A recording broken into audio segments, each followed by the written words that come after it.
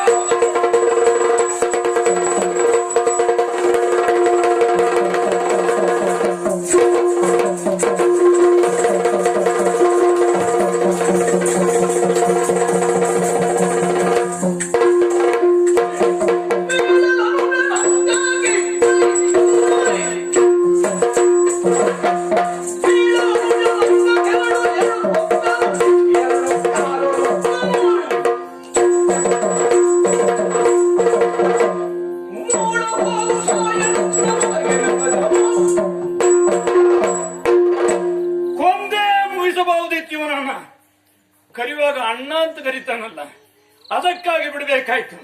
ಹೋಗಲಿ, ಬಿಟ್ಟಿದ್ದಾನಲ್ಲ.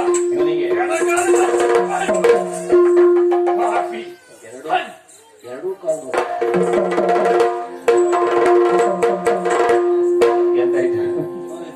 ಎಂತಾಯ್ತು? ಹೋದ ನನ್ನ ನಿಂದು ತಿಳಿದು ಆದರಿಸಿದನು.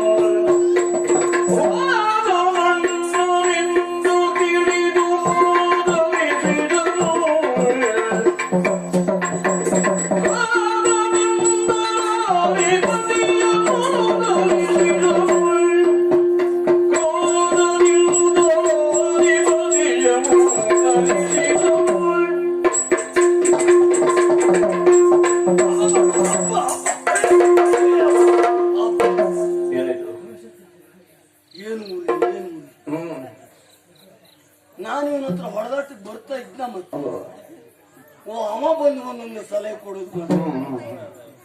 ಅವ ಹೇಳಿದ್, ಇನ್ನೊಮ್ಮೆ ಹೋಗು, ನಿನ್ನ ಮಾಡೋದೇ ರೂಮಿಯಲ್ಲ ಕೇಳು, ಕೊಡ್ತಾ ಇದ್ರು ಬಿಡ್ಬೇಡ, ಹೊಡೆದಾಟ ಮಾಡೋ ಬೇರೆ.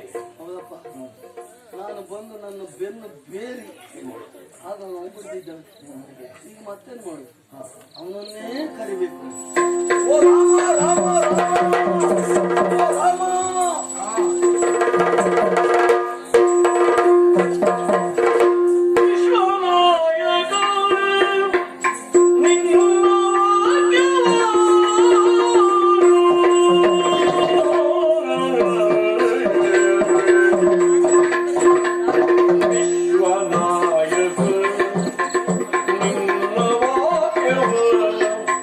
Viಶ್ವ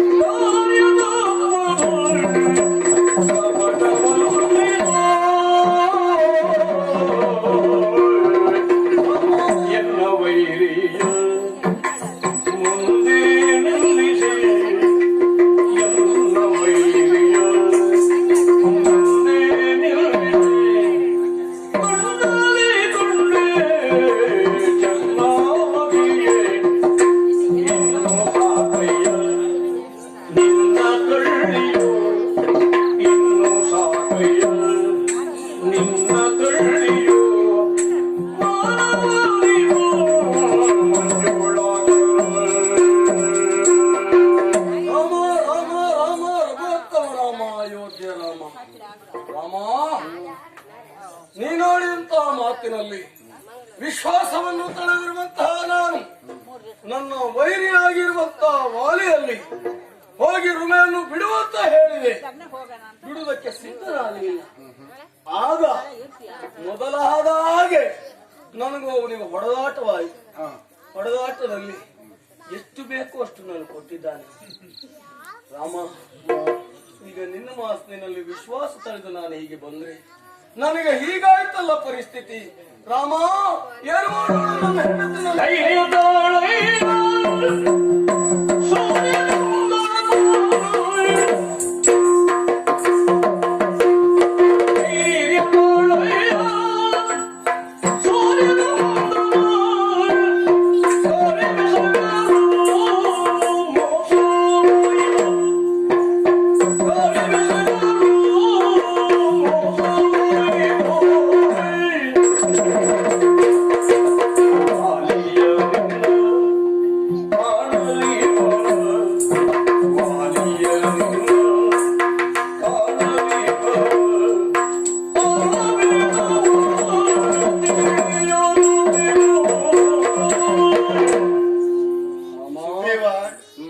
ಹಗ್ಗಿಸುವಷ್ಟು ಹಗ್ಗಿಸಿದೆ, ಸಾಕು. ಇನ್ನು ಸಾಕಯ್ಯ, ನಿನ್ನ ತೊಳೆದು. ನನಗಿದು ಬೇಡ. ನಿನ್ನ ಮಾತು ಕೇಳಿ ನಾನು ಇಟ್ಟು ಪೆಟ್ಟು ತಿನ್ನಲ್ಲ ಮಾರಾಯ. ಅಲ್ಲ, ಅಂತೂ ನನ್ನ ಸಹವಾಸ ಸಾಕು ಅಂತ ಕಂಡಿದೀಯ. ನನ್ನ ಸಹವಾಸ ನಿನಗೆ ಸಾಕು ಅಂತ ಕಂಡ್ರು, ನಿನ್ನ ಸಹವಾಸ ನನಗೆ ಬೇಕು ಅಂತ ಆಗಿದೆ. ಧೈರ್ಯ ತಾಳಯ್ಯ. ಅಂದ್ರೆ ನಿನಗೆ ನನ್ನ ಸಹವಾಸ ಬೇಕು ಅಂದ್ರೆ ಇನ್ನೂ ಒಂದು 10 ಸಾವಿರ ಎತ್ತಿ ಹೋಗಿ ಪೆಟ್ಟು ತಿನ್ಕೊಂಡು ಬರ್ಬೇಕು ಅಂತ ಹೇಳುದ ನೀನು? ಪೆಟ್ಟು ಹೊಡಿಸಿಯೇನೋ ನಾನು? ನೀನೊಂದು ತಪ್ಪು ಮಾಡಿದ್ದೆ, ಹೇಳಿಬಿಡ್ತೇನೆ. ವಾಲಿಯ ಪರಾಕ್ರಮದ ಬಗ್ಗೆ ಹೇಳಿದೆ. ದುಂದುಬಿ ಆಯಾ ಅಟ್ಟೆಯನ್ನು ಮೊಣಕಾಲ ಪರ್ಯಂತರ ಇರ್ತಾನೆ. ಅದಕ್ಕೆ ನಾನು ಪರ್ಯಾಯವಾಗಿ ನೀನು ತೋರಿಸಿದ್ದೆ ಸಪ್ತಸಾಲ ವೃಕ್ಷಗಳ ಛೇದನ, ಅದಕ್ಕೆ ಅದನ್ನು ತೋರಿಸಿ. ಹೌದಾ? ಆದ್ರೆ ಆಯಾ ಆಕಾರದಲ್ಲಿ ವಾಲಿಯು ನಾನು ಒಂದೇ ತರ ಅಂತ ನೀ ಹೇಳಿದ್ಯಾ? ಅದೊಂದು ಹೇಳಿಲ್ಲ. ಈಗ ನಿಮ್ಮಿಬ್ಬರಲ್ಲಿ ಹೋರಾಟ ಆಯ್ತು. ಯಥಾರ್ಥವಾಗಿ ಯಾರೇ ಆಗ್ಲಿ, ವಾಲಿ ಯಾರು, ಸುಗ್ರೀವ ಯಾರು, ಇದನ್ನು ಊಹಿಸುವುದಕ್ಕೆ ಕಷ್ಟ. ಆ ರೂಪದಿಂದ ನಾನು ಯೋಚನೆ ಮಾಡಿದೆ, ಏನು ಮಾಡುದು ಅಂತ. ಹಾಗೆಂತ ನಿನಗೊಂದು ಸಂದೇಹ ಇರ್ಬೋದು, ನಾ ಬಿದ್ದಾಗಾದ್ರೂ ನೀ ಏನಾದ್ರೂ ಮಾಡ್ಬೋದಿತ್ತಲ್ಲ. ಅಲ್ವಾ? ನಾನು ಬಿದ್ದಾಗಾದ್ರೂ ನನಗಮ್ಮ ಒಂದು 10 ಅಲ್ಲ 100 ಅಲ್ಲ 1000 ಪೆಟ್ಟುಗಳನ್ನು ಕೊಟ್ಟಿದ್ದಾರೆ. ಇರ್ಲಯ್ಯ, 10 ಪೆಟ್ಟಾದ್ರೂ ಕೊಡ್ಬೇಕಲ್ಲ ನಾನು. ಅದು ಹೇಗೆ ಸಾಧ್ಯ? ನಾನು ಎಣಿಸಿದೆ, ನಾನೊಬ್ಬ ಬೆಂಬಲಿಗನಾಗಿ ಇದ್ದೇನೋ ಇಲ್ವೋ. ಹಾಗಾಗಿ ಈ ಸಲ ವಾಲಿಯೇ ಬಿದ್ದದ್ದು. ಅವ ನಿನ್ನನ್ನು ಮೆಟ್ಟಿ ಹೋದನ. ನಾನು ಎಣಿಸಿದ್ದು ಸುಗ್ರೀವನೇ ವಾಲಿಯನ್ನು ಮೆಟ್ಟಿ ಹೆಂಡತಿ ಕರ್ಕೊಂಡು ಬರ್ಲಿಕ್ಕೆ ಹೋಗ್ತಾ ಇದ್ದಾನೆ ಅಂತ. ಯಾಕೆ? ಆಳವೇದವ ಅರಿಯದ ಅಂದ್ರೆ ಮುಖ ಒಂದೇ ರೀತಿ ಇರುವುದರಿಂದ ವ್ಯತ್ಯಾಸ ನಿನಗೆ ಗೊತ್ತಾಗ್ಲಿಲ್ಲ. ಯಾಕೆ ಗೊತ್ತಾಗ್ಲಿಲ್ಲ? ಯಾವಾಗಲೂ ಯುದ್ಧ ಮಾಡುವಾಗ ಸುಗ್ರೀವನೇ ಸೋಲುವುದು, ವಾಲಿಯೇ ಗೆಲ್ಲುವುದು. ಸೋಲ ಗೆಲುವು ಅಂದ್ರೆ ಅಂಗೈ ಮೇಗೈ ಅಲ್ವಾ? ಈ ಸಲ ಸುಗ್ರೀವ ಯಾಕೆ ಗೆಲ್ಲಬಾರದು? ಹೀಗೆಲ್ಲ ಎಣಿಸಿ ಭ್ರಮಿತನಾದೆ. ಗೆದ್ದವ ಸುಗ್ರೀವನೋ ಅಥವಾ ವಾಲಿಯೋ ಇದನ್ನು ತಿಳಿಯುವುದಕ್ಕೆ ನನಗೆ ಸಾಧ್ಯವಾಗಲಿಲ್ಲ. ಜಿಜ್ಞಾಸೆಗೊಳಗಾಗಿದ್ನಿ. ಆಗಲೇ ನೀನು ಹೇಳಿದ್ದಿದ್ರೆ ಈ ಸಮಸ್ಯೆ ಬರ್ತಿರ್ಲಿಲ್ಲ. ಹಾಗೆ ಅಂತ ಈ ಪ್ರಕರಣವನ್ನು ಅಷ್ಟು ಸುಲಭದಲ್ಲಿ ಮುಗಿಸುವುದಕ್ಕೆ ಬರುವುದಿಲ್ಲ. ಬಾಲಕ,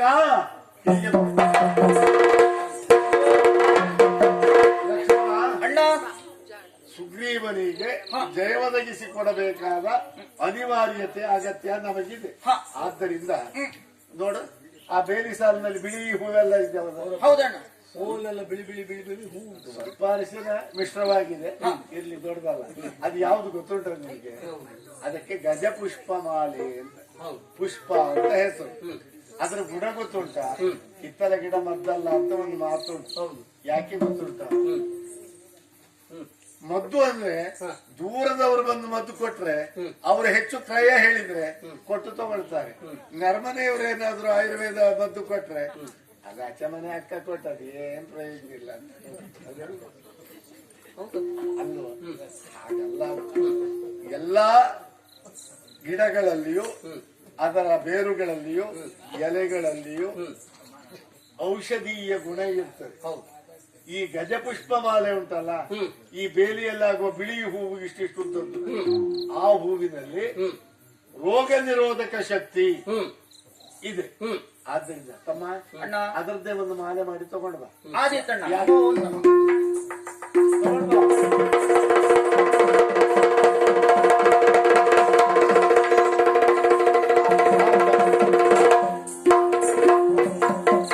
ಮಾಲೆ ಯಾಕೆ ಗೊತ್ತಾ? ಯಾಕೆ ಅನ್ನೋದು ನನಗೆ ಗೊತ್ತಾಗಲಿಲ್ಲ. ನಿಮ್ಮಿಬ್ಬರಲ್ಲಿ ಇನ್ನೊಮ್ಮೆ ಹೋರಾಟ ಆಗ್ಬೇಕು.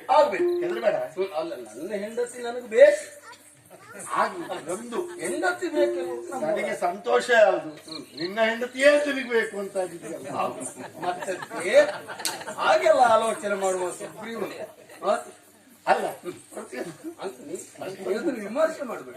ಮತ್ತೊಬ್ಬರು ಕುರಿತಾಗಿ ನಾನು ಆಲೋಚನೆ ಮಾಡುವಾಗ ಇದನ್ನು ನೀನು ಧರಿಸಿದರೆ ಈ ಮಾಲೆ ಧರಿಸಿದವ ಸುಗ್ರೀವ, ಏನು ಇದಿಲ್ಲದೆ ಇದ್ದವ ವಾಲಿ ಅಂತ ನನಗೆ ಗೊತ್ತಾಗ್ತದೋ ಇಲ್ವೋ? ಈಗ ಅವ ಒದ್ದನ ಹೊಡೆದಿದ್ದಾನೆ. ಈಗೇನಾದ್ರೂ ನೋವುಂಟಾ? ಈಗ ನೋವೆಲ್ಲ ಉಪಶಮನ ಆಯ್ತು ಮಾಡಿ. ಅಷ್ಟು ಬೇಗ? ಹೇಗೆ?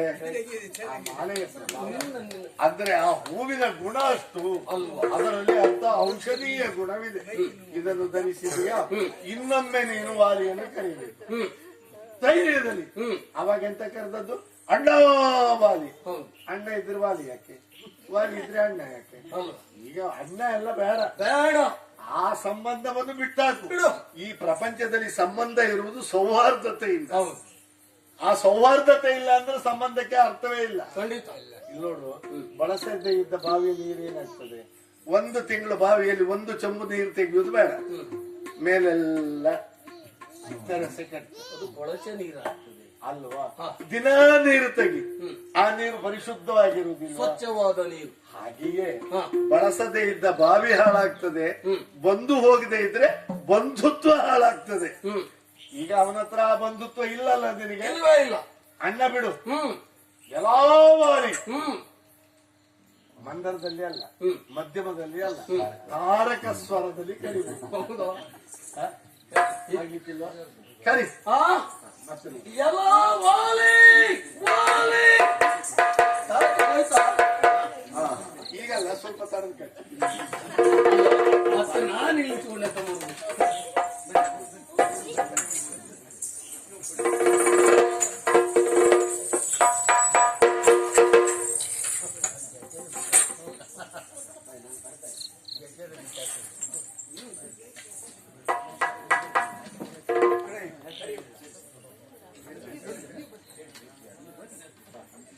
ಇವತ್ತಿನ ಆಟದ ಪ್ರಾಯೋಜಕತ್ವ ಮಂಜುನಾಥ್, ನಮಗೆ ಅಣ್ಣನೇ. ನಮಗೆ ಒಬ್ಬರಿಗೆ 5 ಜನ ತಂದೆಯರಿರ್ತಾರಂತೆ. ಜನ್ಮ ಕೊಟ್ಟವರು, ಹೆಣ್ಣು ಕೊಟ್ಟವರು, ರಾಜ, ಗುರು ಮತ್ತು ಹಿರಿಯಣ್ಣ. ಆದ್ರಿಂದ ಅವರಿಗೆ ನನ್ನ ಗೌರವ ತರಿಸ್ತಾ ಇದ್ದೀನಿ.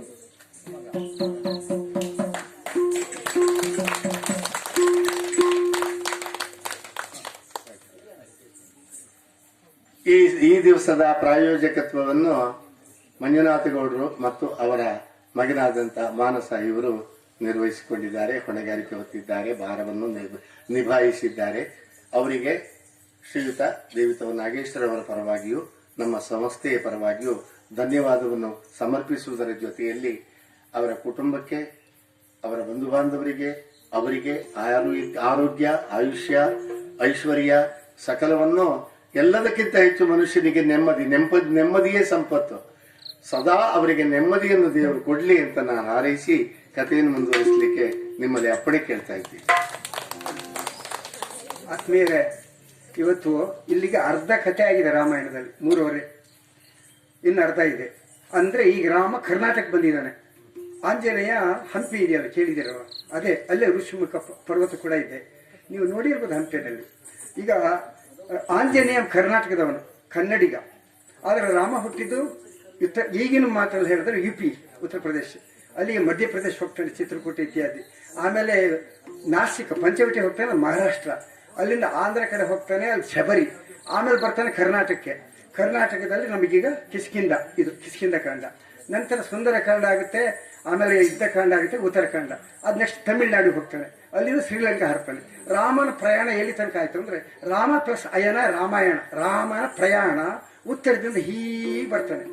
ರಾಮನ ಅನುಸರಿಸಿ ನೀವು ಹೋದ್ರೆ ಇಡೀ ದೇಶ ತಿರುಗುತ್ತೆ, ಇಡೀ ದೇಶ ಆದ್ರೂ ಆವರಿಸ್ಕೊಳ್ತೆ, ನಿಮ್ಗೊಂದು ದರ್ಶನ ಆಗುತ್ತೆ.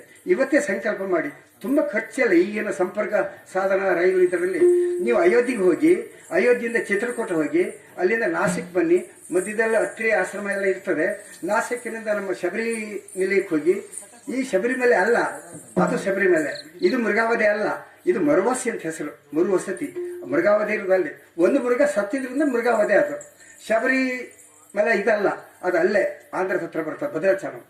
ಆಮೇಲೆ ನಿಮ್ಮ ಕಿಸ್ಕಿಂದ ಬರ್ತೀವಿ ಅಂದ್ರೆ ಹಂಪಿ, ಬಳ್ಳಾರಿ ಜಿಲ್ಲೆ. ಅಲ್ಲಿ ಬಂದ್ಮೇಲೆ ಕನ್ನಡ. ಈಗ ರಾಮ ಕನ್ನಡಕ್ಕೆ ಬರೋ ತನಕನೂ ಸಮಸ್ಯೆಲೇ ಇಲ್ಲ. ರಾಕ್ಷಸ ಹೊಡ್ಕೋತ ಹೆಂಡತಿ ಕಳ್ಕೊತ, ಇಲ್ಲಿಂದ ಪರಿಹಾರ ನಮ್ಮ ಆಂಜನೇಯ ಸಿಕ್ಕಿದ್ರಿಂದ ನಾವು ಕನ್ನಡಿಗರು ರಾಮಗೆ ಪರಿಹಾರ ಕೊಡಬಲ್ಲವರು. ಇಲ್ಲಿ ಚಪ್ಪಳಿ ತಾಟಕ್ಕೂ ಕಂಜೂಸು. ನಿಮ್ಗೆ ರಾಮ ಬೇಕೋ ಬೇಡೋ ಅಂತ ಅನ್ಸುತ್ತಾ? ತಗೊಳ್ಳಿ, ಒಬ್ಬ ರಾಮನಿಗೆ ಜಾಗ ಕೊಡಿ, ಆರಾಮಾಗಿರಿ. ಕಾಯಿಲೆ ಇಲ್ಲ, ನಿಮಗೆ ಎಷ್ಟು ಅಗತ್ಯ ಖರ್ಚು ಅದಕ್ಕೆ ತೊಂದರೆ ಇಲ್ಲ, ನಿಮಗೆ ಈ ಮಾನಸಿಕ ಸಮಸ್ಯೆಗಳು ಅದಕ್ಕೆ ತೊಂದರೆ ಇಲ್ಲ, ನಿಮಗೆ ಯಾರು ಶತ್ರುಗಳೇ ಇರೋದಿಲ್ಲ. ರಾಮನಿಗೆ ಇಲ್ಲಿ ಜಾಗ ಕೊಡಿ. ನಾನು ಅದನ್ನು ಪ್ರಯೋಗ ಮಾಡಿ ಇದುವರೆಗೆ ಮೂರ್ತಿ ಪೂಜೆ, ತೀರ್ಥ ಪ್ರಸಾದ, ದೇವಭೂತ, ಕಾಯಿಲೆ ಕಾಯಿಲೆ, ಆಕ್ಸಿಡೆಂಟ್ ನೋಡೇ ಇಲ್ಲ, ₹1 ಸಂಪಾದನೆ ಮಾಡೇ ಇಲ್ಲ. ಎಲ್ಲವೂ ನನ್ನ ಹತ್ರ ಇದೆ. ಯಾಕೆಂದ್ರೆ ಜ್ಞಾನಿ ಏನನ್ನೂ ಸಂಪಾದನೆ ಮಾಡಲ್ಲ, ಆದ್ರೆ ಅವನ ಸುತ್ತ ಎಲ್ಲವೂ ಇರುತ್ತೆ ಅಂತ ಬಲ್ಲಿನಿ. ಅದನ್ನು ನಾನು ಸಾಕ್ಷಾತ್ಕರಿಸ್ಕೊಂಡಿದ್ದೀನಿ. ಇನ್ನು ಮುಂದಿನ ದಿನಗಳಲ್ಲಿ ಇದೇ ಅಯೋಧ್ಯೆಯ ಸಂಕೇತ ಇದೆಯಲ್ಲ, ಎಷ್ಟೋ ಸತಿ ಮಂದಿರ ಕಟ್ಟಿದ್ದಾರೆ, ಮಂದಿರ ಹೊಡೆದಿದ್ದಾರೆ, ಸಹಸ್ರ ಬಾರಿ ಆಗಿರ್ಬೋದು. ಯಾಕೆ ಮುಸ್ಲಿಮರಿಗೆ ಬೈತೀರಿ? ಕಟ್ಟಡ ಕಟ್ತೀವಿ ಬಿದ್ದೋಗ್ತದೆ. ನೀವು ಹೊಸ ಮಂದಿರ ಕಟ್ಟಬೇಕಾದ್ರೆ ಹಳೇದು ಕೆಡುವಲ್ಲ, ಅವರು ಹಾಗೆ ಹಳೇದು ಕೆಡವಿದ್ದಾರೆ ಔರಂಗಜೇಬನ ಯಾರೋ. ಯಾಕೆ ಬೇಜಾರು ಮಾಡ್ಕೊಳ್ತೀರಿ? ನೀವು ಹೊಡೆದ್ರೆ ಅಡ್ಡಿ ಇಲ್ಲ, ಹೊಸ ಕಟ್ತೀರಿ. ಅವ್ನು ಹೊಡೆದಿದ್ದು ಹೊಸದು ಕಟ್ಟಿದ್ದೇವಲ್ಲ. ಎಲ್ಲ ದೇವಾಲಯ ಕಟ್ತೀವಿ, ಅದು ಕಟ್ಟಡ. ಈಗಲೂ ನೋಡಿ ಬಿಲ್ಡಿಂಗ್ ಕೆಡುತ್ತಾ ಇದೆ. ಆದ್ರೆ ನದಿ ಅದೇನೆ, ಮಣ್ಣು ಅದೇನೆ.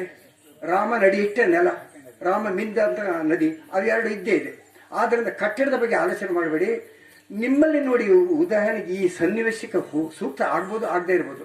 ಅಲ್ಲಿ ಕೆಂಪು ಬಟ್ಟೆಗಳ ನೇತು ಹಾಕಿದ್ದೀರಿ ನೀವು, ಸಂಘ ಪರಿವಾರದವರು. ಅದರೊಬ್ಬ ಮುಸ್ಲಿಂ ಹುಡುಗ ಕಿತ್ತರೆ ತಲೆ ಹೋಗುತ್ತೆ, ಊರಲ್ಲೇ ಗಲಾಟೆ ಆಗುತ್ತೆ. ನಾವೇ ಕಿತ್ತೀವಿ, ಏನಾಗ್ಲಿಲ್ಲ. ಹರ್ಷ ಎಂಬ ಹುಡುಗನ್ನ ಹಿಂದೂಗಳೇ ಹೊಡೆದಿದ್ರೆ ಅವರಿಗಷ್ಟೇ ಜೈಲ್ ಆಗ್ತಿತ್ತು, ಕೇಸ್ ಆಗ್ತಿತ್ತು, ಏನಾಗ್ತಿಲ್ಲ. ಅದೇ ಮುಸ್ಲಿಂ ಹುಡುಗರು ಹೊಡೆದ್ರು ಅಂತೇಳಿ 7 ದಿವಸ ಬೆಂಕಿ ಬಿದ್ದಿತ್ತು. ಶಿವಮೊಗ್ಗ ಜಿಲ್ಲೆ ಪರೀಕ್ಷೆ ಮುಗಿದಿತ್ತು. ಯಾಕೆ ಹೆಸರು ಅಹಮದ್ ಅಂದ್ರೆ ಅಹಮದ ಕನ್ನಡದಲ್ಲಿ ಇದೆಯಲ್ಲ, ಅಬ್ದುಲ್ ಅಂದ್ರೆ ಇದೆಯಲ್ಲ ಕನ್ನಡದಲ್ಲಿ, ಜಾನ್ಸನ್ ಅಂದ್ರೆ ಇದೆಯಲ್ಲ ಕನ್ನಡದಲ್ಲಿ. ನಮ್ಮೊಳಗೆ ರಾಮನ ಹಿಡಿದಿದ್ರೆ ಭಾಗವತ ಶುರುವಾಗದೆ ತುಂಗಭದ್ರಾ ತೀರದಲ್ಲಿ ಆತ್ಮರಾಮನೆಂಬ ಬಡ ಬ್ರಾಹ್ಮಣನಿದ್ದ. ಆತ್ಮರಾಮ ಇವನೇ ತುಂಗಭದ್ರ ಶರೀರ. ತುಂಗ ಅಂದ್ರೆ ಎತ್ತರವಾದದ್ದು, ಭದ್ರ ಅಂದ್ರೆ ಗಟ್ಟಿಯಾದದ್ದು. ಈ ಶರೀರದಲ್ಲಿ ನೀವು ಬಳಸ್ಕೊಂಡು ಏನು ಬೇಕಾದ್ರೂ ಮಾಡ್ಬೋದು. ಶರೀರ ತಿನ್ಲಿಕ್ಕಲ್ಲ. ಸಾಕ್ರೆಟಿಸ್ ಏನು ಹೇಳಿದಂದ್ರೆ, ಕೆಲವರು ತಿನ್ನಕ್ಕೆ ಬದುಕ್ತಾರೆ, ಕೆಲವರು ಬದುಕಲಿಕ್ಕೆ ತಿಂತಾರೆ. ಈ ಅರ್ಥ ಮಾಡ್ಕೊಂಡು ನೆಂಟರ ಊಟಕ್ಕೆ ಸ್ವಲ್ಪ ಹಿಂದಕ್ಕೆ ಬನ್ನಿ, ಮಣಿಪಾಲ ಕಡೆ ಹೋಗೋದು ಕಡಿಮೆ ಮಾಡಿ. ಇಷ್ಟು ಹೇಳಿ ರಾಮನಿಂದ ಇದಾರು ಬಿಟ್ಟು ಸಿಗಲಿ ಅಂತ. ನಮಸ್ತೆ.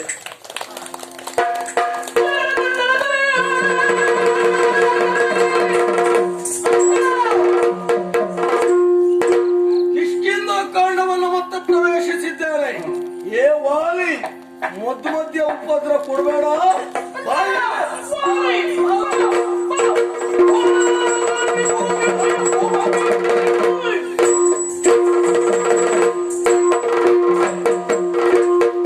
ಅವನ ಸೊಕ್ಕೆ ನಿನ್ನೆ ಅಷ್ಟೇ ಬೆಳೆದು ಹೋಗಿದ್ದಾನೆ, ಪುನಃ ಬಂದು ಕರೀತಾನೆ.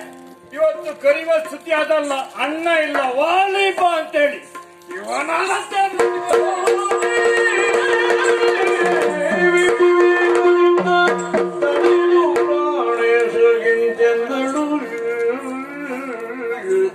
ಸ್ವಾಮಿ, ನೀತಿಯೂ